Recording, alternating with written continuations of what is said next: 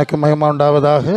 மீண்டும் இந்த நாளில் நாம் இயேசுவின் நாமத்திலே தேவ சமூகத்தில் கூடி வரும்படியாய் அவரை மகிமைப்படுத்தும்படியாய் விண்ணப்பங்கள் வேண்டுதலில் ஏறெடுக்கும்படியாய் தேவன் உதவி செஞ்சிருக்கிறார்.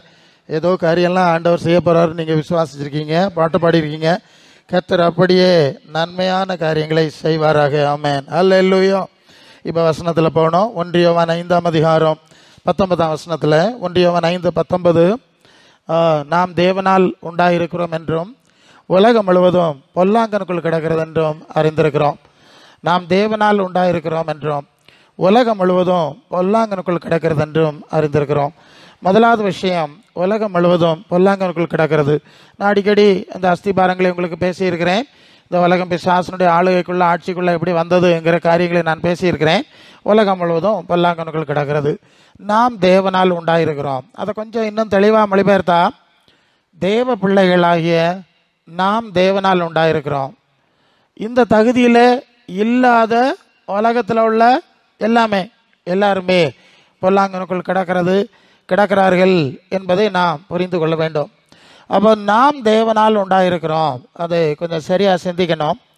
நம்ம தேவன் தம்முடைய சாயலிலும் ரூபத்திலும் மனிதனை படைத்தார். அவர் தான் எல்லாரையும் ஆதாமியவாளை படைத்தார். அதன் மூலம் பலிக்கு பெருகும்படி சொன்னதுனாலே நாம் இவ்விதமாக எல்லாருமே தேவனால் படைக்கப்பட்டிருக்கிறோம் என்பது உண்மை.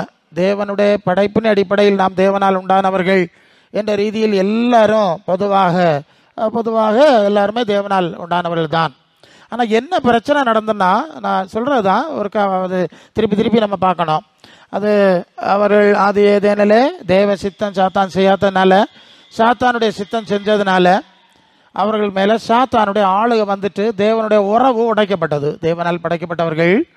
ஆனால் ஒரு கட்டத்தில், இப்போ உங்களுக்கு புரியும்படி சொன்னால், ஒரு தகப்பனுக்கு 2 குமாரர்கள் இருந்தார்கள். ஆண்டவர் சொல்வார், ஒரு மகன் தன் தகப்பனிடத்தில் தகராறு பண்ணி சொத்தை பிரித்து தகப்பனை விட்டு தூரத்துக்கு போய்விட்டான். தகப்பனை விட்டு பிரிந்து போய்விட்டான்.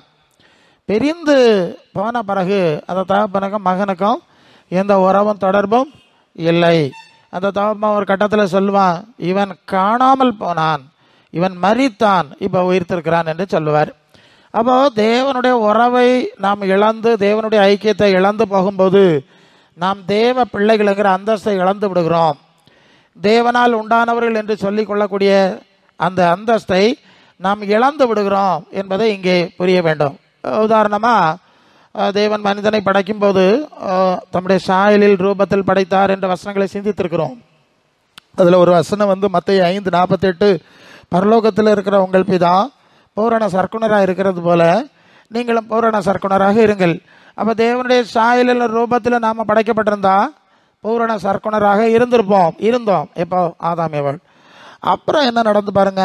நீங்கள் ஆதியாகமம் 6:5 வந்தால், மனுஷனுடைய இருதயத்தின் நினைவுகளின் தோற்றமெல்லாம் நித்தமும் பொல்லாததாக இருக்கிறது என்று கர்த்தர் கண்டு தாம் மனுஷனை உண்டு பண்ணினதற்காக மனஸ்தாபப்பட்டார். சரியா? அப்போ நான் மனுஷரை அழித்து போடுவேன், நிக்கிரகம் பண்ணுவேன் என்று சொல்லி அவர்களை ஜலத்தினாலே நோவாவை தவிர, அந்த குடும்பத்தை தவிர எல்லாரையும் அழித்து போட்டார் என்ற செய்தி நமக்கு தெரியும். இப்போ என்ன புரிஞ்சுங்க? முதலாவது தேவ சாயலில் படைக்கப்பட்டார்கள், தேவ பிள்ளைகள், தேவனால் உண்டானவர்கள் என்ற அந்தஸ்தில் தான் இருந்தார்கள். அதன் பிறகு அவர்கள் தீய பிசாசுக்கு பின்னால் போய் தேவ சித்தத்துக்கு எதிராக செய்து மகிமையெல்லாம் இழந்து சாபத்தை எல்லாம் சுதந்திரித்தார்கள். ஆதியாகமம் 3:16-19 படிக்கிறோம். சரி, இப்போ பாருங்க, அவர் இவர்களை உண்டு பண்ணதற்காக மனஸ்தாபப்பட்டார் என்று வாசிக்கிறோம். அந்த அளவு தேவனுக்கும் மனிதனுக்கும் சம்பந்தம் இல்லாத ஒரு நிலைக்குள்ளே அவர்கள் வந்து விட்டார்கள். இப்படி தொடர்ந்து வர்றாங்க. இதை குறித்து இயேசு சொன்ன ஒரு வசனத்தை நம்ம பார்க்குறோம். அது யோவான் 8:44. இயேசு அவருடைய காலத்தில் வாழ்ந்த யூதரில் பார்த்து தான் சொன்னார், மற்ற எல்லாரையும் பார்த்துல, யூதரில் பார்த்து பர்டிகுலராக சொன்ன ஒரு வார்த்தை. காரணம், அவருடைய தேவனுடைய பிள்ளைகள் என்ற உரிமை பாராட்டி கொண்டார்கள், நியாய பிரமாணத்தை பெற்றுக்கொண்டார்கள், ஆபிரகாமின் வம்சத்தில் வந்தவர்கள் என்ற உரிமை எல்லாம் அவர்களுக்கு இருந்த போதிலும் அவர்களை பார்த்து இயேசு சொன்ன வார்த்தை அங்கே இருக்கிறது. நீங்கள் உங்கள் பிதாவாகிய பிசாசினால் உண்டானவர்கள். அவன் ஆதி முதல் மனுஷ கொலைபாதகனாக இருக்கிறான். அவன் பொய்யனும் பொய்க்கு பிதாவமாக இருக்கிறான், சொந்தத்தில் எடுத்து பேசுகிறான். நீங்கள் அவனுடைய இச்சையின்படி செய்ய மனதாக இருக்கிறீர்கள். அதுதான் வார்த்தை. கவனிக்கிறீங்களா? அவனுடைய இச்சையின்படி செய்ய, அவனுடைய விருப்பத்தின்படி செய்ய நீங்கள் மனதாக இருக்கிறீர்கள் அப்படின்னு சொல்றார். ஹல்லேலூயா. நல்ல கவனிங்க. அப்ப தேவனுடைய சித்தத்தின்படி விருப்பத்தின்படி செய்கிறவர்கள் தேவ பிள்ளைகள் இல்லையா? சாத்தானுடைய சித்தம் சாத்தானுடைய விருப்பம் செய்கிறவர்கள் சாத்தான் பிள்ளைகள். சரிதானே? இப்போ புரிஞ்சிட்டீங்க. இப்போ இயேசு பயன்படுத்துகிற வார்த்தை, தேவன் உங்களை படைத்தார், நீங்கள் இப்படி சாத்தாம்பிடியில் மாட்டி விட்டீர்கள் என்று சொல்லாமல் நீங்கள் பிசாசினால் உண்டானவர்கள் என்று சொன்னார். அதுதான் வார்த்தையினுடைய ஆழம். வார்த்தையினுடைய ஆழம். ஏன்? தேவனிடத்திலிருந்து வந்த தேவகுமாரனாகிய, அது யோவான் 10:36, தேவனால் பரிசுத்தமாக்கப்பட்டும் உலகத்தில் அனுப்பப்பட்டும் இருக்கிற நான் என்னை தேவகுமாரன் என்று சொன்னதுனாலே நீங்கள் தேவதூஷணன் சொன்னாங்கன்னு இப்படி சொல்லலாம். அப்போ தேவனால் பரிசுத்தமாக்கப்பட்டு தேவனிடத்திலிருந்து வந்திருக்கிற தேவகுமாரனாகி என்னையே நீங்கள் கொலை செய்ய தேடுகிறீர்கள் என்று சொன்னால் நீங்கள் தேவனால் உண்டானவர்கள் அல்ல. இப்போ புரியுதில்ல?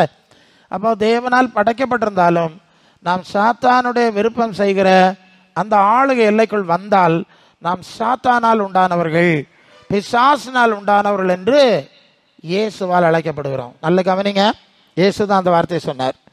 நீங்கள் சாத்தானால் உண்டானவர்கள் என்று நம்மை குறித்தோம் இயேசு சொல்லக்கூடுமா என்று நாம் சிந்திக்க வேண்டியது அவசியம். எப்படி சாத்தானால் உண்டானவர்கள் என்ற அந்த ஒரு நிலைக்கு வந்தார்கள் என்று சொன்னால், எபேசியர் 2:2 முற்காலத்தில் நீங்கள் வாசிங்க. எபேசியர் 2:2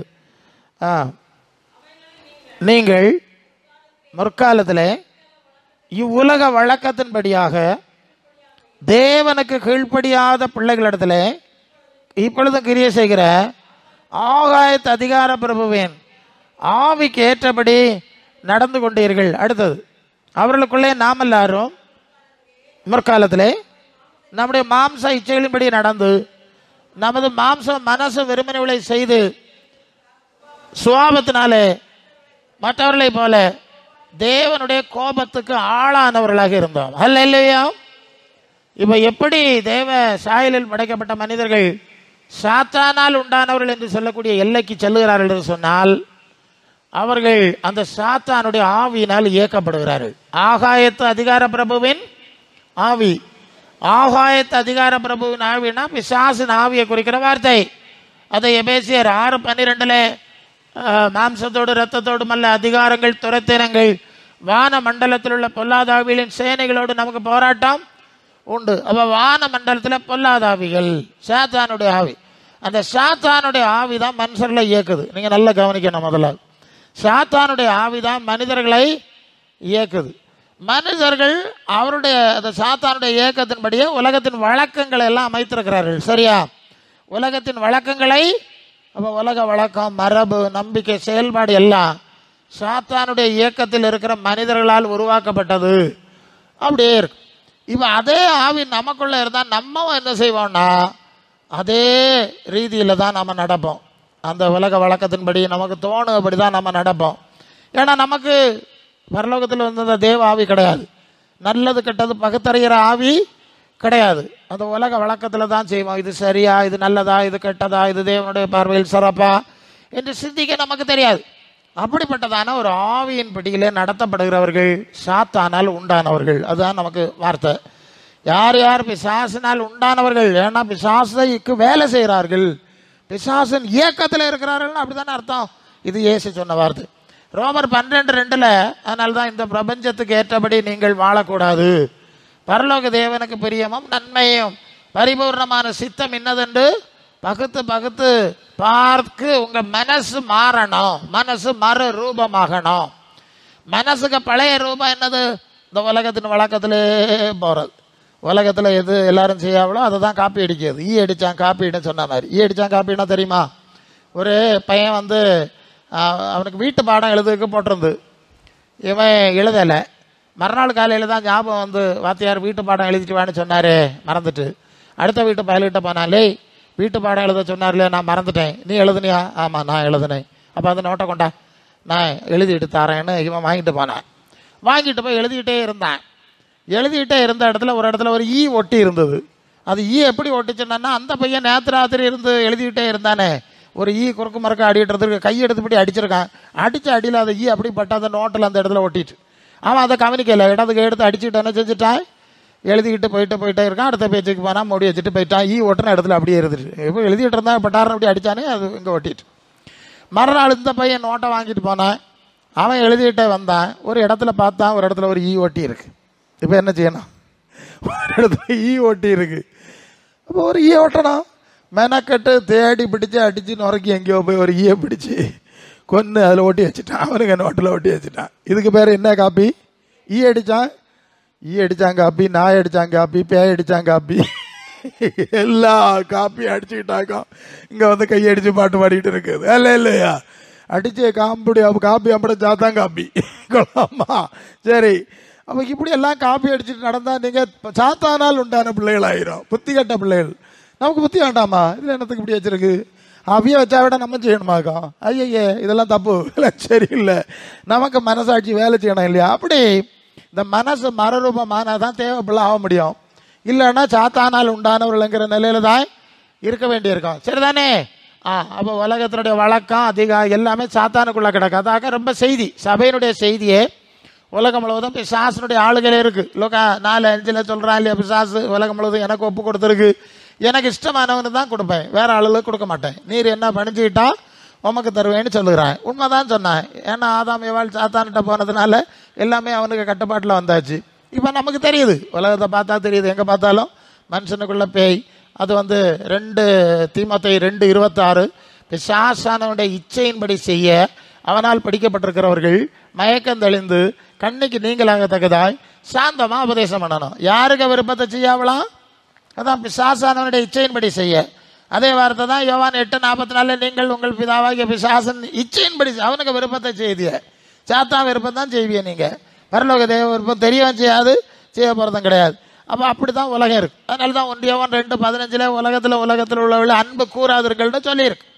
யாக்கோபு 4:4 உலகம் முழுவதும் உலக நேசம் தேவனுக்கு விரோதமான பகை என்று சொல்லியிருக்கு. ஹல்லேலூயா. சரிதானே? அப்போ எப்படி பிசாசுக்கு அன்றைக்கு ஆதாம் ஏவாள் கீழ்படிச்சதுனால சாத்தானுடைய ஆளுக வந்துட்டு சாத்தானுடைய பிள்ளைகளாக மாறி போனார்கள். இப்போ சாத்தானுடைய ஆவிக்கு ஏற்றபடி நடக்கிறதுனால ஏன்னா தேவனுக்கு கீழ்ப்படியாமையின் பிள்ளைகளிடத்துல சாத்தானுடைய ஆவி வேலை செய்யுது.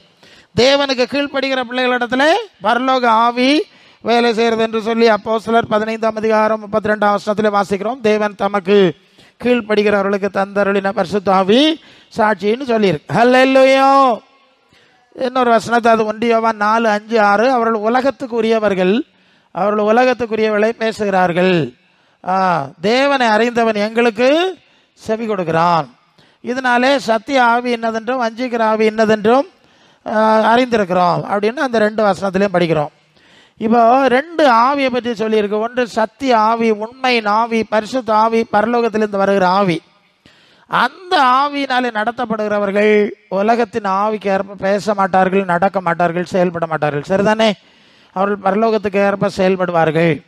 அவர்கள் தான் தேவனுடைய பிள்ளைகள். அப்போ தேவனால் உண்டாயிருப்பது என்று சொன்னால் நாம் படைக்கப்பட்ட போது தேவனால் படைக்கப்பட்டிருந்தாலும் நாம் தேவனுடைய ஆவியை பெற்று தேவ ஆவியினாலே நடத்தப்பட்டாதான் தேவ பிள்ளைகளாக மாற முடியும். சரிதானே? ரோமர் 8:14 எவர்கள் தேவனுடைய ஆவியினால் நடத்தப்படுகிறார்களோ அவர்கள் தேவனுடைய புத்திரராக இருக்கிறார்கள்னு சொல்லியிருக்கு. அப்போ தேவனுடைய பரலோக தேவனுடைய ஆவியினால் நடத்தப்படுகிறவர்கள் மட்டும்தான் தேவ பிள்ளைகளுங்கிறத மறந்துடப்படாது. அதனால தான் கலாத்தியர் 4:6 அப்பா பிதாவே என்று கூப்பிடக்கூடிய குமாரனின் ஆவியை நமக்கு கொடுத்திருக்கிறார் என்று சொல்லி வாசிக்கிறோம். சரி, அப்போ சாத்தானுடைய ஆவியினாலே செயல்படும் போது சாத்தானால் உண்டானவர்கள் சாத்தானுடைய பிள்ளைகள். பரலோக தேவனுடைய ஆவியை பெற்று அதன்படி நடக்கும்போது நாம் பரலோக தேவனுடைய பிள்ளைகளாய் பிதாவினால் உண்டானவர்கள் தேவனால் உண்டானவர்கள் என்ற எல்லைக்குள்ளே வருகிறோம். அப்போ தேவனுடைய ஆவியினாலே உண்டான அல்லது தேவ பிள்ளைகள் தேவாவினால் நடத்தப்படுகிறவர்கள் மட்டும்தான் தேவனுக்குரியவளை ஏற்றுக்கொள்வார்கள், மற்றவர்கள் ஏற்றுக்கொள்ள மாட்டார்கள். ஆனால் 2 ஆவி, 2 மனிதர்கள், 2 தன்மை. ஒரு வீட்டுக்குள்ளே 4 பேர் இருந்தால் 5 பேர் இருந்தாலும் மாறி மாறி 2 விதமான ஆளுகளாக இருப்பாங்க. ஒரே பெற்றோருக்கு பிறந்த 4 பிள்ளைகள் இருந்தால் 4 டைப்பாக இருக்கும் இல்லையா? இல்லைன்னா அந்த 2 பிரிவுக்குள்ளே இருக்க முடியும் என்பதை நாம் மறந்துவிடக்கூடாது. சரி, இப்போ நாம் தேவனால் உண்டானவர்கள் என்ற நிலைமைக்குள்ள வரணும். நாம் சாத்தானில் உண்டானவர்கள் என்ற நிலையில் இருக்கிறோமா என்பதை சிந்தித்து நாம் அந்த நிலையிலிருந்து விடுபடணும். அந்த நிலையிலிருந்து விடுபடணும். யோவான் 3:5 ஆண்டவர் சொல்லுவார், ஒருவன் மறுபடியும் 3:3 மறுபடியும் பிறவாவிட்டால் தேவனுடைய ராஜ்யத்தை காண மாட்டான். 3:5 ஒருவன் ஜலத்தினாலும் ஆவியினாலும் பிறவாவிட்டால் தேவனுடைய ராஜ்யத்தில் பிரவேசிக்க மாட்டான். ஜலத்தினால் பிறப்பது, ஆவியினால் பிறப்பது, ஒரு புதிய பிறப்பு சொல்றார் இல்லையா? பலது சாத்தானுக்குள்ள போயிட்டு. அப்ப புது மனுஷனாய் ஆவியினாலே பிறக்க வேண்டும். பரிசுத்த ஆவியினாலே, பரலோகத்தின் ஆவியினாலே நாம் புது சிருஷ்டியாய் மாற்றப்பட வேண்டும். தீத்து 3:5 மறு ஜன்மம் முழுக்கினாலும் பரிசுத்த ஆவியின் புதிதாக்குதலினாலும் அவர் நம்மை ரட்சித்தார். பரிசுத்த ஆவியின் புதிதாக்குதல், நல்லா கவனிக்கிறீங்களா? பரிசுத்த ஆவியின் புதிதாக்குதல், பரலோகத்தின் ஆவியினாலே நாம் புது சிருஷ்டியாய் மாற்றப்பட வேண்டும். அதுதான் 2 கொரிந்தியர் 5:17 ஒருவன் கிறிஸ்துவுக்குள்ள இருந்தால் புது சிருஷ்டியா இருக்கிறான், பழைய ஒளிந்து போயின எல்லாம் புதுசாயின. இப்ப புரியுதா? இதுதான் சத்தியம். நீங்க இந்த சத்தியத்தை புரிஞ்சு கொண்டு இதுக்குள்ள வந்தாவணும். எல்லாம பேய விரட்டிட்டு நோய் விரட்டிட்டு இருந்தா ஒன்றும் சரி வராதுங்க. பல சந்தர்ப்பத்தில் அப்படிதான். அந்த ஒரு வசனம் சொல்லல, யாக்கோவுக்கு விரோதமான மந்திரவாதம் இல்லை, இஸ்ரவேலுக்கு விரோதமான, அது வசனம் உண்மையாக தானே இருக்கணும். அப்போ நமக்கு மந்திரவாதம் செய்தால் பலிக்குமா? நீங்கள் சொல்லுங்க, உண்மையாக சொல்லுங்க. அந்த வசனத்தின்படி நம்ம சரியில்லை தான், வசனத்தின்படி பார்த்தா நமக்கு மந்திரவாதம் செய்தால் பலிச்சப்படாது இல்லையா? நமக்கு எதிராக குறி சொல்லி உனக்கு இப்படி வரவன்னெல்லாம் சொல்லி நடக்கப்படாது இல்லையா? எனக்கு அப்படி சொல்லியிருக்காவே, அதெல்லாம் நடக்காமல் வேற மாதிரி போயிருக்கு. அப்புறம் சொன்ன ஆளுல கடவுளை உன்னோட கூட இருக்காரெல்லாம் சொல்லியிருக்காவா இல்லையா? ஏன்னா நான் இயல்பில் இதோட நம்புவது கிடையாது. எனக்கு இயல்பில் தெய்வ நம்பிக்கையை தவிர ஒன்றுமே பேய நம்பிக்கையும் வராது. சாத்தா நம்பிக்கை இருக்குதுன்னு தெரியும், அதை பற்றி எண்ணமே எனக்கு வரதில்லை. நான் எனக்கு அதை பற்றி கவலைப்பட போகிறேன் இல்லையா? உங்களுக்கு தான் அந்த கோயிலை கண்டு இந்த கோயிலை கண்டு எலுமிச்சம்பழத்தை கண்டு ரத்தத்தை கண்டு சாம்பிராணியை கண்டு பிச்சு பூவை கண்டு பயம். எனக்கு ஒன்றும் இல்லை, கொண்டு வரங்க கொஞ்சம் நல்லா மனத்தை பார்த்து, மனம் தானே கொஞ்சம் மனத்தை சுவாசிச்சுட்டு தரேன் என்பேன். ஏன்னா எனக்கு பேய் ஒன்றும் வராது.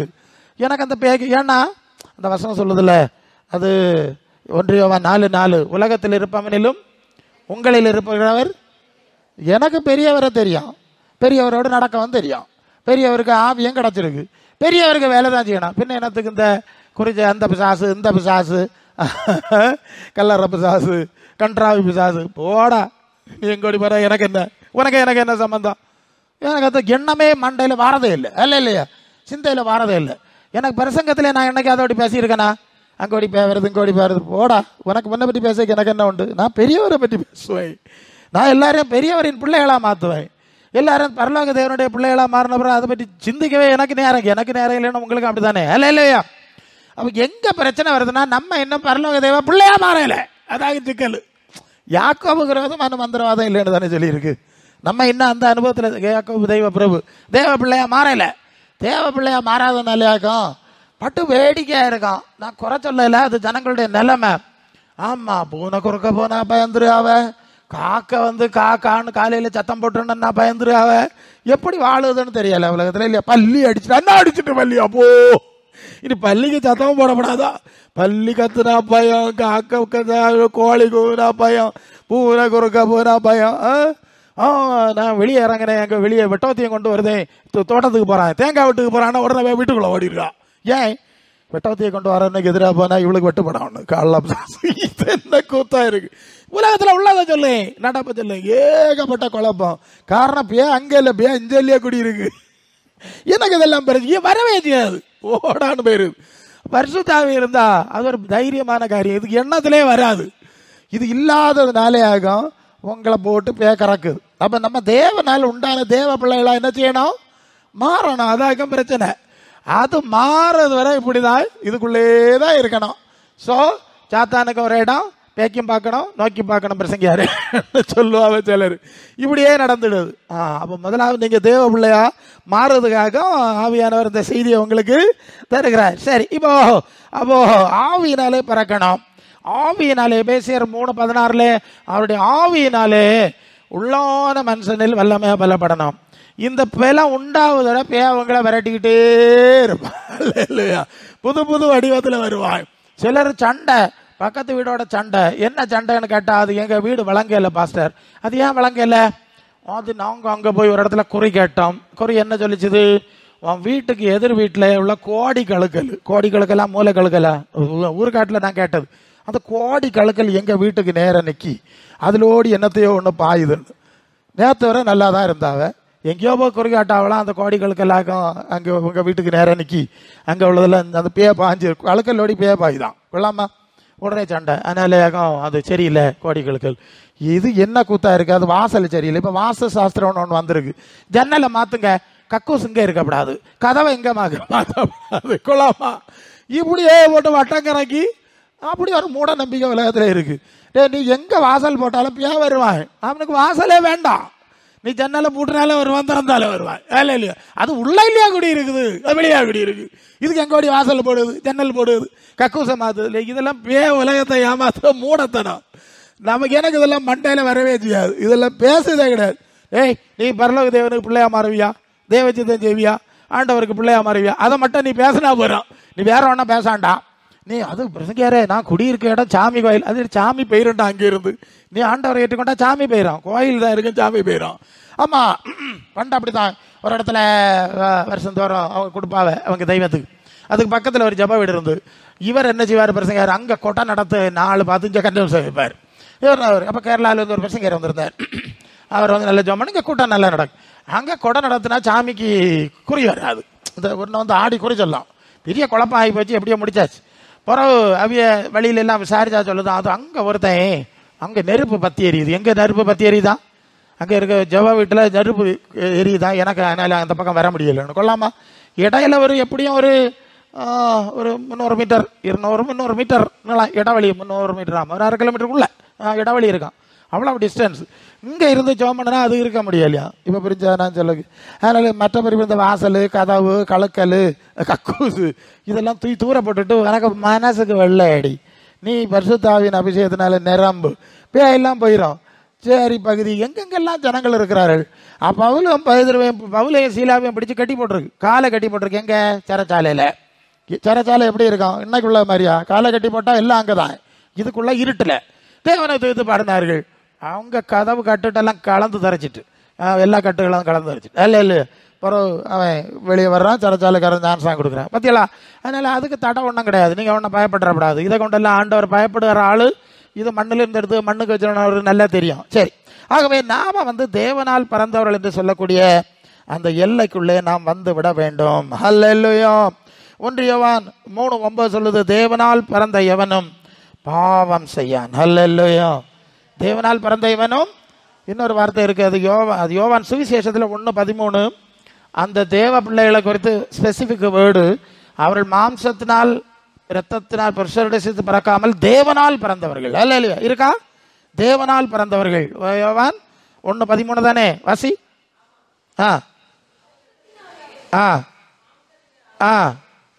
சித்தத்தினால பிறவாமல் தேவனால் பிறந்தவர். இப்போ வேற பிள்ளையாகும். எவ்வளோ வார்த்தைகள் இருக்குன்னு பார்த்துடுங்க. அது பழசு, இது புதுசு. இவங்க இப்போ தேவனால் பிறந்த தேவ பிள்ளைகள். சாத்தானுக்கு அதிகாரம் இல்லை, உலகத்துக்கும் ஒரு அதிகாரம் கிடையாது. நிறைய ஆதாரபூர்வமாக நாம் பேச முடியும். சரி, அப்போ இப்படிப்பட்ட அனுபவத்துக்குள்ளே நாம் கடந்து வர வேண்டும். அது அப்படி தேவனால் பிறந்தவர்கள் தான் பாவம் செய்ய மாட்டார்கள். அப்போ 2 மக்கள் இருக்கிறார்கள், தேவனால் பிறந்தவர்கள், ஆவியினால் பிறந்தவர்கள். தேவ பிள்ளைகள் என்று அங்கீகரித்துக்கொள்ளால் கொஞ்சம் பேர் இருக்கிறார், கொஞ்சம் பேர், ரொம்ப கொஞ்சம். மிச்சம் எல்லாரும் உலகம் முழுசும் பொல்லாங்கனுக்குள்ள கிடக்கிறது. மத்தேயு 13ஆம் அதிகாரத்தில் 38-39 வசனத்தில் அங்கேயும் ஆண்டவர் சொல்லுகிறார், 2 விதமான மனிதர்கள் இருக்கிறார்கள். ஒரு விதமான மனிதர்கள் தேவனுடைய ராஜ்யத்தின் புத்திரர். சரியா, தேவனுடைய பிள்ளைகள், தேவனுடைய ராஜ்யத்தின் பரலோக ராஜ்யம், பரிசுத்தாவின் வல்லமை எல்லாம் அனுபவிக்கிற அதை குறித்து பேசுகிறவர்கள் இருக்கிறார்கள். இன்னொரு புத்திரர் இருக்கிறார்கள், அவர்கள் களைகள், அவர்கள் பொல்லாங்கனுடைய புத்திரர். அப்ப தேவனுடைய புத்திரர் எப்ப பார்த்தாலும் தேவனை குறித்து பேசுவார்கள், பரலோகத்தை குறித்து வேற ஒன்றும் பேச மாட்டார்கள். ஏன்னா பழைய ஏற்பாட்டிலேயே அந்நிய தெய்வங்களுடைய பெயரை உச்சரிக்கப்படாது அப்படின்னு இருக்கு. நான் உங்களுக்கு ஒரு உண்மை சொல்லுகிறேன், முன்ன வருது. சும்மா பிசாசு பிசாசு பிசாசுன்னு தயவு செய்து சொல்லாதுங்க. நீங்க அதிகமா பிசாசு பிசாசுன்னு சொன்னா அவனுக்கு மகிமை உண்டாகுதுன்னு அர்த்தம். அப்படித்தானே அர்த்தம்? அவனை பிசாசு பிசாசு, அண்ணா வந்தான் பிசாசு, இன்னும் வரான் பிசாசு, இங்கே இருக்கான் பிசாசுன்னு சொன்னா நான் தான் பெரிய ஆள். ஏற்கனவே நான் தானே சொல்லுகிறேன். தயவு செய்து அப்படி சொல்லி பழகப்படாது. பிசாசு பிசாசுன்னு வாயிலே சொல்லப்படாது அதிகமாக.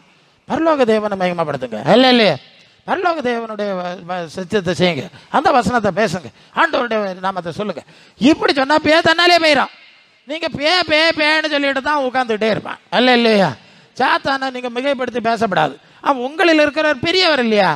பெரியவரை பற்றி இல்லையா பேசணும்? சின்னவரை பற்றி எனக்கு பேச போறானே? பிசாசு இப்படிதான் உங்களை ஆட்சி செய்யறான், பலரை ஏமாத்துறான். அவன் குடியிருக்கிறான், என்னை பற்றி தான் பேசிக்கிட்டே இருக்கிறான். சும்மா நான் வந்தேன், நான் போறேன், நான் நிற்கிறேன்னா அப்போ நான் தான் பெரிய ஆளு. அப்படி பேசிப்படாது, அதை விட்டுரு. சரி போடா, நான் ஆண்டவருடைய பிள்ளையா மாற போறேன், ஆண்டவருடைய பிள்ளையா மாறிட்டேன், இவனுக்கு எனக்கு சம்மந்தம் கிடையாது. நீ யாரு, எங்க வந்தா? நாங்க பிசாசை விரட்டுகிறோம். அந்த வசனம் சொல்லுது, பிசாசுக்கு எதிர்த்து நெல்லுங்கள், அவன் உங்களை விட்டு. அப்படித்தானே சொல்லியிருக்கு. ஓடி போயிரு நாய. ஒரு இடத்துல ஒரு பொம்பளை கொஞ்சம் ஆட்டம் போட்டுட்டு, ஏய் அது என்னத்தை இல்லாமல் பிரசங்கம் பண்ண, உன்னிட்ட கதை கேட்க நான் விரும்பல, நீ என்ன எனக்கு பிரசங்க யாரா? ஓடி போயிரு, மூச்சு கட்டப்படாது, ஓடி போயிரு அப்படி சதாச்சு. கொஞ்ச நேரம் கழிச்சு கேட்குது, நான் என்னத்தை செய்யணும்னு கேட்டது. நான் சொன்னேன், உனக்கிட்ட ஒருக்காக தான் பேச முடியும், நான் சும்மா பேசிகிட்டு இருக்கேன், நீ என்ன எனக்கு தேவைண்ணா? உனக்கிட்ட ஒருக்காக தான் பேச முடியும், போ நான் போன்னு சொன்னா நீ போயிருக்கணும். இது எனக்கு படைக்கப்பட்ட உலகம் தானே, உனக்கு படைக்கப்பட்டது இல்லையே. நீங்கள் ஆட்சி செய்யுங்கள் எங்கள்கிட்ட தானே சொல்லியிருந்து. அவன் கிடக்கவன் பின்னால வந்துட்டான், அவன் ஏமாந்தான். நானே ஏமாந்தவனா? நானே ஏமாந்தவனானு கேட்கேன். அங்கே போ, நான் உன்னை ஏமாந்தவனும் கிடையாது, உன்னை ஏற்றுக்கொண்டவனும் கிடையாது, சம்மந்தம் கிடையாது, ஓடி போயிரு. இது எனக்கு உள்ளது, உனக்கு இது படைக்கப்படையில. அது படைக்கப்பட்டதை நீ இழந்தது, இனி பாதாளம் வச்சிருக்கிறது வேற கதை இருக்கு, அதில் என்ன நல்லா தெரியும். மரியாதையை ஓடி போயிடணும், இருக்கக்கூடாது, அவ்வளோதான், முடிச்சு போச்சு. ஒரு தடவை தான் உன்னிட்ட பேச முடியும். உன்னிட்ட சும்மா பேசிட்டு இருக்க, நீ எனக்கு தேவை கிடையாது, சும்மா பேச பிசாசுன்னு சொல்லாத. நீ மனம் திருந்து, நீ பரிசுத்த ஆவியை பாரு, தேவனுடைய ஆவியினால் நடத்தப்பட்டு பாரு, அப்படி பேச தேவையே வராது. அல்ல இல்லையே, எப்ப பார்த்தாலும் தேவனை துதிக்கிறார், நம்ம அறியாமலே ஆவியானவர் அப்படியே துதிச்சிட்டு இருப்பார். பேன்னு சொல்லு வார்த்தை, பிசாசு மந்திரம் உள்ள வார்த்தையை வாயில பயன்படுத்துறதுக்கு வராதுங்க. எங்களுக்கு வராது, எங்களுக்கு வரையில. நான் சின்ன வயசுல இருந்து எனக்கு அந்த வார்த்தை வந்ததே கிடையாது. பேயா யாருடா அவன், இப்படிதான் அந்த காலமே மனசு சொல்லும். அந்த பலம் உங்களுக்கு வேண்டாமா? சரி. அப்ப தேவ பிள்ளைகள் ஆவி, தேவ ஆவியினால் நடத்தப்பட்டாதான் இந்த வைராக்கியம் அதிகாரம் நமக்கு கிடைக்கும் என்பதை நம்ம மறந்து போக கூடாது. அல்ல இல்லையா? சரி. அப்ப இப்படி நம்ம தேவ பிள்ளையாய் தேவனால் உண்டானவர்கள்ங்கிற அந்தஸ்துக்குள்ள வந்தாதான். நீங்கள் மத்திய 15:26 ஒரு பொம்பளை சொல்லுகிறா, எனக்கு பிள்ளைக்கு பேய பிடிச்சிருக்கு, அவ்வளோ சுதந்திரணும் கேட்குறா. அப்ப ஆண்டவர் சொல்லுவார், பிள்ளைகளின் அப்பத்தை எடுத்து நாய்க்குட்டிகளுக்கு போடுகிறது பத்தியா? தேவனால் பிறந்த தேவ பிள்ளைகளுக்காக இதெல்லாம் வச்சிருக்கு. நீ தேவ பிள்ளைங்கிற அந்தஸ்துக்குள்ள வராம நாரியாக்கம் நாயாக்கம் பேயாக்கம்னு சொன்னா காரியம் நடக்காது. இப்ப புரியுது இல்லையா? அப்ப நம்ம தேவ சித்தம் செய்கிற, தேவ ஆவியினால் நடத்தப்படுகிற தேவ பிள்ளைகள்ங்கிற, தேவனால் உண்டானவர்கள்ங்கிற அந்த எல்லைக்குள்ளே வர வேண்டியது அவசியமான காரியம். அல்லேலூயா, அல்லேலூயா. அந்த எல்லைக்குள்ள வராம, ஏன்னா இப்ப ஒரு பிரச்சனை என்னன்னா, இப்ப நிறைய ஜபகோபுரம் ஜபக்கூடாரம் எல்லாம் நிறைய நிறைய நிறைய நடக்கு. நான் சொல்லுவேன், டேய் இது தப்பு, ஜபிக்கலாம் வாங்க. எப்படியா ஜபிக்கலாம்? ஆண்டவர் சொன்னாரு, அறை வீட்டை போட்டு அந்தரங்கத்தில் இருக்கிற பிதாவை நோக்கி ஜெபம் பண்ணு. ஜெபம் பண்ண முடியாது இல்லையா? இருக்கிற இடத்துல கிடக்கிற கட்டில் ஜெபம் பண்ண முடியாதா? கேட்க மாட்டாரா? கேட்பார். அதுக்கு மேல அது இல்லை இல்லை ஏசுனார் ஒத்தகி போவே இல்லை, அவர் பயந்து 3-4 பேரை கூட்டிட்டு போனார். ஆமா, அங்க 3 அவர் யோவான் யாக்கோபெல்லாம் சேர்ந்து ஜெபம் பண்ண போயிருக்காங்க, இல்லைன்னு சொல்லல. ஒரு கட்டத்தில் சொன்னார், நான் சோதனையா இருக்கிறேன், எனக்காக ஜெபம் பண்ணுங்கன்னு சொன்னது உண்மை. அதனால ஏசுநாதர் இருக்க இடத்துக்கு போறோம். ஏசுநாதர் இருக்கு எங்க இடம்? ஒருத்தன் வாசல் கோபுரம் கொட்டாரான்னு கட்டி வச்சுட்டு ஜெபிக்கலாம் வாங்க. அப்ப நீ ஏசுநாதர், உனக்கு கூட ஜெபிக்க நாங்க அங்க வரணும், அப்படித்தானே அதுக்கு அர்த்தம் ஆகுது. அப்படி இல்லை, நீங்க தேவன் இடத்துல ஜெபம் பண்ணலாம் தனியா. ரெண்டாவது அதுக்கு மிச்சம் போனா என்ன வரணும்? உங்களுக்கு இன்னொரு சபை வச்சிருக்கா? சபை வச்சிருக்கான்னு கேட்டேன். எத்தனையோ சபை இருக்கு, நிறைய பேருள்ள சபை இருக்கு. அதுக்கு மேல போனா உங்க சகோதரர்கள், உங்க குடும்பத்தாரா இருந்தா நீங்க குடும்பத்தாரோட ஒரு வேளை ஒரு தேவை 2 பேர் சேர்ந்து ஜெபம் பண்ணோம்னா நீங்க ஜெபிக்கலாம், குடும்பத்தாரோடு சேர்ந்து ஜெபிக்கலாம். அதுக்கப்புறம் உங்களுக்கு ஒரு சபை இருக்கும், விசுவாசிகளோடு சேர்ந்து. நீ பாஸ்டரோ இங்க விசுவாசிகளோடு சேர்ந்து கொஞ்சம் நேரம் ஜெபம் பண்ண வேண்டாம், ஒருதலையும் காணல. அது ஏன் வரையல? அது ஜெபிக்கலாம் வாங்கன்னு ஒரு ஆள் வேற எங்கேயோ கூப்பிட்டாரு. அப்ப இவ்வளவு ரோட்ல போறோம் வரோம் கூப்பிட்டு ஓடிடுவாளோ? என்ன கிறுக்கத்தன மாதிரி இருக்கு, ஒரு போதம் வேண்டாமா? ஆண்டவருக்கு அப்போ அப்படியே ஜெபிக்கணுமா? வீட்டில் போயிருந்து ஆண்டவரேன்னு தனியாக ஜெபம் பண்ணணும். அதுக்கு மிஞ்சி போனால் சபைக்கு போகாம ஏதோ ஒரு சபையில் இருப்பாங்க. நான் சபையை தான் நாட்ட சொல்லியிருக்கு, கோபுரம் கட்ட சொல்லல. நான் அடிக்கடி உங்களுக்கு சொல்லுவதாகும், சபையை வச்சிருக்கு, அது எந்த பேர்லையும் இருந்துட்டு போட்டு அந்த சபையில் எல்லா காரியங்களையும் வச்சிருக்கு.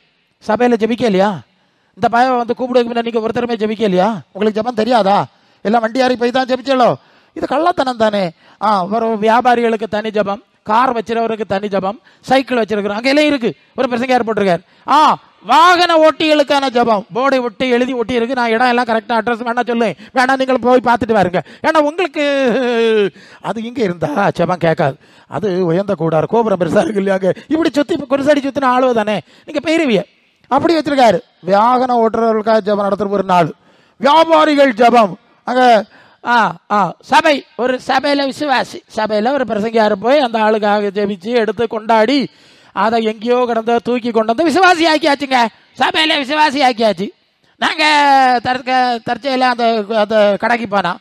அங்க பெருசா ஒட்டி இருக்கு, இயேசு என்னுடைய தொழில் பங்காளர். கொள்ளாமா நம்மளுக்கு முன்னால வந்துட்டு இயேசு என்னுடைய தொழில் பங்காளர். அவர் ஒரு அண்ணன் கொடுத்துருக்காரு.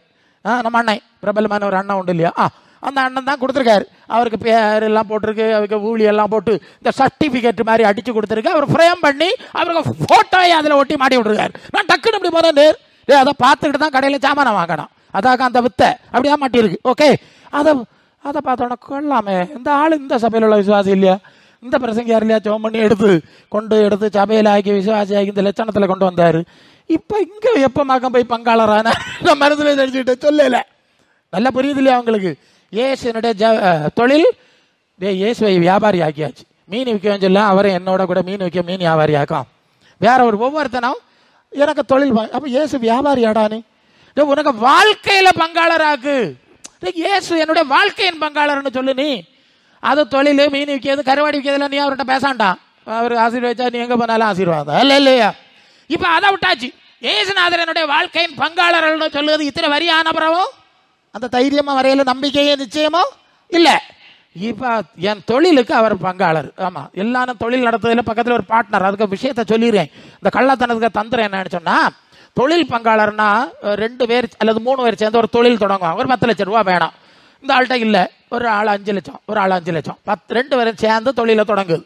இந்த குழு நடத்து மாதிரியா, சரி எப்படியோ தொடங்குது. பிற தொழிலை நடத்தும் போது 2 பேரும் அவங்க பாட்டுக்கு முயற்சி பண்ணுவாங்க. இதுல லாபம் வரும்.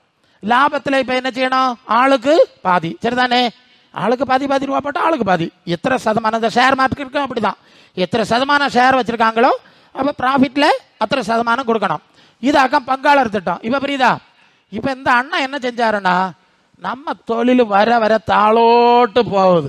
கொஞ்ச காலமா கூட்டத்துக்கு போறோம், கொஞ்ச காலமா எல்லாம் நடந்துட்டு இருக்கு. அதனால ஒரு மேக்கதி இல்லை. இனி என்ன செய்யுது? இயேசுநாதரை நேரடியா பிடிச்சு எடுத்துட்டு போய் எனக்கு தொழில நீரை ஒரு பங்காளரா சேர்ந்துக்கிடும். அப்ப நான் ஒரு வேளை உறங்கிட்டாலும், நான் ஒரு வேளை லட்சணம் கட்டு நடந்தாலும், உமக்க லட்சணத்தினாலேயாவது எனக்கு தொழில் நல்லாவும் இல்லையா, அப்ப எனக்கு உள்ள பங்கு கிடைச்சிடும். இதாக திட்டம். இப்படியாடா சொன்னாரு ஆண்டவர். சொல்றாரு, இதோ வாசல் படியில் நின்று தட்டுகிறேன். ஒரு எந்த வாசல்? கடையா? மளிகை கடை கதவா? சிமெண்ட் கடை கதவா? மனசு உனக்குள்ள வரேன் இல்லையா சொல்றாரு. இதோ வாசல் படியில நின்று தட்டுகிறேன், கதவை திறந்தால் நான் எங்க பிரவேசிப்பேன்? உனக்குள்ள பிரவேசிப்பேன் அவர் சொல்லாரு. இந்த ஆளு சொல்லாரு, எனக்குள்ள வேணா வராண்டா, வெளியே நில்லாம், என் கடைக்கு வேணா வரேன், அதுல வந்து ஒரு ஸ்டூல் போட்டு தாரேன், அதுல ஈரம் நல்ல வியாபாரம் நடக்குமா பார்ப்போம். கொள்ளாமா? மீன் வித்துட்டு இருக்கிறதுல பக்கத்துல வேணா ஒரு ஸ்டூல் போட்டு தாரேன், அதுல இருந்துக்கிடும், எனக்கு அப்படியாவது மீன் வியாபாரம் நடக்கட்டும். இப்ப பிரிஞ்சதா அவங்களுக்கு? ஏசோ வச்சு ஒவ்வொருத்தன் வியாபாரி ஆக்கிட்டான். ஒரு ஓகே, ஒரு இடத்துக்கு போனேன். அந்த ஆளு கிறிஸ்தவர் கிடையாதுங்க, கிறிஸ்தவர் கிடையாது. அவருக்கு தாப்பன் காலத்துல இருந்தே வேற மார்க்கத்தை சேர்ந்தவர், இப்பவும் வேற மார்க்கத்தை சேர்ந்தவர். இப்ப அவர் ஒரு தொழில் நடத்துறாரு. அவருக்கு தேவனுங்க படத்தை பெருசா மாட்டியிருக்காரு. நல்ல புரியணும். அவருக்கு தேவனுக்கு படத்தை மேல மாட்டியிருக்காரு. அதுக்கு சாம்பிராணி எல்லாம் கொளுத்தி வச்சிருக்கு. அதுக்கு நேர கீழே இந்த அண்ணன் கொடுத்ததையும் மாட்டியிருக்காரு. இந்த அண்ணன் என்ன கொடுத்தாரு? இயேசுனுடைய தொழில் பங்காளர்னு கொடுத்தாரு இல்லையா? அப்படி இவரும் போய் வாங்கியிருக்காருங்க. அதாக்க விஷயம். அந்த ஆளு அட்ரஸ் எல்லாம் கரெக்டா சொல்லி தந்துடலாம், அது வேற விஷயம். இப்போ இருக்குன்னு நினைக்க சமீபத்தில் பார்த்ததுதான், பிரபலம் எல்லாரும் தெரிஞ்ச ஆள் தான். அப்ப அவரு, நான் எனக்கு ஒரு அவசியத்துக்கு போக வேண்டியதை பார்த்தேன். மேல வேற ஒரு தேவன், அதுக்கு கீழே இந்த ஃப்ரேம் பண்ணி மாட்டி எல்லாத்துக்கும் சேர்த்து தான் இப்ப போச்சாரு. கீழே இருந்து அதுக்கும் போயுது இதுக்கும் போயுது. ஓ, அப்ப மனசிலாக்கிட்டேன் இதாக்கா. அவன் பார்த்தான், அந்த சாமியை இருந்துட்டு போட்டு ஏன் உன்னை குறை வச்சு என்னத்துக்கு? அவனுக்கு தோணிச்சு இவரை ஒண்ணு கொஞ்சம் படம் கண்ண கிடைச்சிட்டு இப்படி கீழ்த்தரமான மார்க் ஆக்கி விட்டுருக்கு. ஆண்டவர் சொல்லாரு, இந்த நாடகத்தை தூர போட்டுட்டு எனக்கு இடம் கொடுடா, வாழ்க்கையில குடும்பத்துல இடம் கொடுடா, ஒழுங்கா வசனம் கேளுடா, உனக்கு ஒரு சபை உண்டாடா, ஜெபிக்கிறதுக்கு ஆள் உண்டாடா, அங்க ஜப கூட்டம் உண்டாடா, அங்க ஜெபின்னு சொன்னா ஒருத்தரையும் காணையில. செபி சோம் பண்ணு, செப ஊழியம் செய். நீ ரோட்டில் ஓடி சுத்தி கட்டி நடக்காத்த பெண்ணா பிறந்தவன் எல்லாம் இருந்து செப ஊழியம் செய்யணும். இவன் இங்க கேட்க மாட்டாளாம். ஒன்றையும் போன இடத்துல கோவறது, அங்க போறான். போயிட்டு இப்படி ஒன்று வாங்கி அங்கங்கே ஒட்டிட்டு அப்புறம் டிவிக்கு முன்னா இருக்குது. அங்க ஒருத்தி நின்றுக்கிட்டு செபம் செபிக்கலாம் வாங்க. நான் கொஞ்சம் ஒரு இடத்துல போன ஆளை பார்த்தது இல்லை, ஒரு இடத்துல இல்லை, பல இடத்துல பார்த்தது தான். வேற யாரு? நான் கூத்தத்துக்கு வர விசுவாசிகள் ஆகும். சரி, அங்க பார்த்தேன். கொள்ளாமே இங்க எத்தனையோ செபம் செபம் செபம் நானும் தான் சொல்லி பார்க்க ஒருத்திகளையும் காணையில. அப்பதான் மனசுலாச்சு, இவ்வளவு பேக்க நோக்கி இங்கேயும் வருவா. அங்க டிவியை போட்டு வச்சுட்டு செபிக்கலாம் வாங்க. அங்க ஒருத்தி நின்றுட்டு உடனே உத்தரவு போடுவா. அவ உத்தரவு போட்டாதான் இவளுக்கு காரியம், இவருக்கு காரியம் நடக்கணுமோ? இத்தனை பெரிய விசுவாசி இவ்வளவு அனுபவம் வந்த பிறகு இந்த புத்தி கூட கிடையாது பாருங்க. நம்ம ஜெபிச்சா ஆண்டவர் கேட்பார். நமக்கு ஒரு சபை இருக்கு, 4 பேர் ஜெபிக்கணும், ஒருத்தருக்கு ஒருத்தர் ஜெபிப்பார். அந்த புத்திக்குள்ள இன்னும் வராத ஆளுவலாக்கா நாங்க தேவைப்பிள்ளைன்னு சொல்லிட்டு இருக்குது. இப்ப புரிஞ்சா இவ எல்லாம் தேவனால உண்டானவீங்களா? நீங்க சொல்லுங்க. இப்படி தயவு செய்து நடக்காத. நீ ஆண்டவருடைய வசனத்துல நடந்து தேவ பிள்ளைக்குரிய அங்கீகாரத்துல நடக்காட்டா நீ எந்த குருசடிக்கு சுத்தினாலும் பயன் உண்டாவாது. உன்னை படைச்சவர் அவரு. உன் விதியை மாத்தினோம்னா அதை எழுதுனவர் தான் மாத்தணும். நான் மாற்ற முடியாது, வேற ஆளால் மாற்ற முடியாது. அப்ப அவருக்கு பாத்துல இரு, நான் என்ன செய்ய சித்தமா இருக்கிறேன். சில வேளை நாங்க சொல்லுவது உண்டு, ஆவியானவர் பேசுவார், எங்கள் மூலம் பேசுவது உண்டு. நான் என்ன செய்ய சித்தமா இருக்கு. சரி, இன்னொன்னு சொல்லுவேன். நான் முடிக்க போறேன். இன்னொன்னு அது முடிச்சிருக்கேன். அதாவது சரி, இந்த ஆளுவை இப்படியெல்லாம் நான் வியாபார பங்காளர் எல்லாம் போனாவா இல்லையா? போயாவது உருப்பட்ட அவளான்னு பார்த்தேன். முடிச்சனா இல்லையா? நான் முடிச்சாம போயிட்டேன் இல்லையா? சரி பிரசங்காரே, விட்டு தள்ளலாம், எங்கேயாவது போய் நல்லா இருந்துட்டு போட்டு. நல்லா இருந்தாவளான்னு பார்த்தா வர வர தாளோட்டு போகுது. இப்ப மனசிலாச்சா? இது சொல்லணும் இல்லையா? நாய் அப்ப காரணம் என்னது? நீ தேவ பிள்ளையா மாறல, தேவச்சித்தம் செய்யல, தேவனால் உண்டானவர்களுங்கிற எல்லைக்குள்ள வரையல. வராம இருந்துகிட்டு பிரசங்காரே அங்க சுத்தினே இங்க சுத்தினே நடந்துலன்னு நீ குறை சொல்லப்படாது. அப்போ உலகம் முழுசும் ஆசுக்குள்ள கிடக்கு, அது கடந்துட்டு போட்டு நாம தேவ பிள்ளைகளா இருக்க அழைக்கப்பட்டிருக்கிறோம். தேவ பிள்ளைகளா இருக்குது எப்படிங்கிறத ஆண்டவர்கிட்ட கேட்கணும், ஆண்டவருடைய வசனம் வாசிக்கணும். ஊழியக்காரர்கிட்ட கேட்டா எங்களுக்கு தெரிஞ்சதை நாங்க சொல்லி தருவோம். இல்லைனாக்கா எனக்கு ஒன்றும் புரியல, நம்ம எல்லாரும் சேர்ந்திருந்து ஒன்று செவிப்போமா, சபையில இருந்து நிறைய கரண்ட்டுக்கு டேக்ஸ் எல்லாம் கட்டிட்டு ஃபேன் எல்லாம் போட்டு ஆகலாம். சரி சும்மா இருக்கேன் என்னத்துக்கு, அதுல இருந்து சுத்தி இருந்து ஒருத்தருக்கு ஒருத்தர் ஜோம் பண்ணுவோமான்னு ஜோம் பண்ணியல்னா உங்க காரியங்களை சொல்லி தருவார், வெளிப்பட தருவார், நடத்துவார், நன்மை செய்வார். இந்த வார்த்தையில் நாள் கர்த்தர் உங்களை ஆசீர்வதிப்பாராக. ஆமென்.